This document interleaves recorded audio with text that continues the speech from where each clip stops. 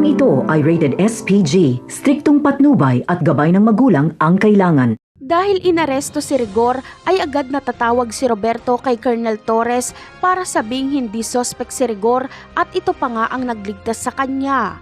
Agad ding pupunta si Roberto sa presinto para personal na makapagpasalamat kay Rigor. At kung ano ang hilingin ni Rigor ay ibibigay ni Roberto bilang pabuya sa pagkakaligtas nito sa kanya.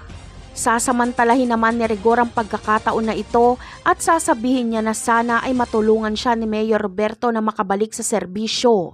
Pero may mas magandang offer si Roberto.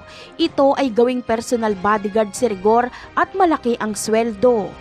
Napatunayan na kasi ni Roberto na kaya siyang protektahan ni Rigor. Kailangan niya ang katulad ni Rigor lalo't hindi niya alam kung sino ang kanilang kalaban. Papayag naman si Rigor na magtrabaho kay Roberto.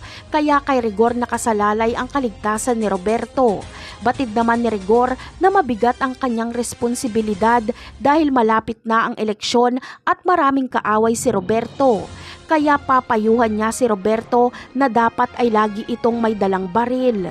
Sa ibang eksena naman ay dahil hindi sumasagot si Marites sa tawag ni Ramon ay labis na naman ang pag-aalala ni Ramon.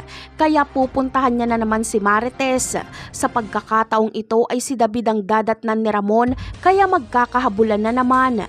Saktong nandoon si Atty. Vera kaya kasama siya ni David sa pagtakbo at pagtago, matakasan lang si Ramon. Napakarami pa nating dapat abangan sa mga susunod na episode. Paalam!